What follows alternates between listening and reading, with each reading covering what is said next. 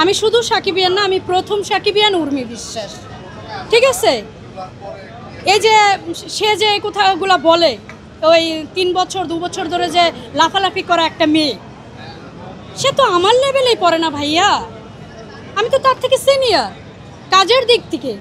একটু ভালোভাবে সবাই ঘেটে দেখবেন, আমি 2017 সালে বহু কাজের অফার পাইছি এবং কিছু কাজ করেছিও, টিভি চ্যানেলেও কাজ করেছি, আর হাজার হাজার কাজের অফার পেয়েছি। আমি তার থেকে সিনিয়র।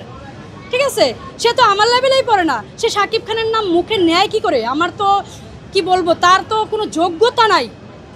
তাকে তো কি বলবো, সে কিসের কিছু কিছু লাইভে বলতেছে ঝুনা ঝুনা চিপস, এটা সেটা। তার কি আছে পায়ে থেকে মাথা অবধি? আমাকে বলেন, তার কি আছে? তার কিচ্ছু নাই। সে একটা জায়গায় কাজের অফারে যাক, এই উর্মি বিশ্বাসও যাক, দেখি কে কাস্টিংটা পায়। ঠিক আছে, তার থেকে বড় কথা শাকিব খানের নাম নিয়ে ভাইরাল হওয়ার কথা। ভালো কথা, ভাইরাল হও, কিছু ভালো কথা বলে ভাইরাল হও। তুমি যেইগুলা বলো, তোমাকে তো শাকিব খানের যে দারোয়ান, সেও তো তোমাকে সুযোগ দিবে না কোনো কিছুতে। সেও তো সুযোগ দিবে না ভাই।